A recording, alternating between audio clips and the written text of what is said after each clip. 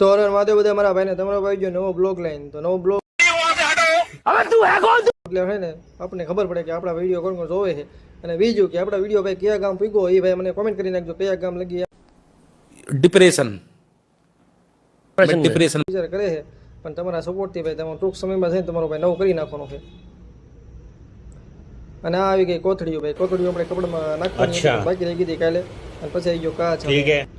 તો તમારો ભાઈ કેવો લાગતો તો નતો પણ સારો જ લાગતો તો મને ખબર જ છે પણ તમે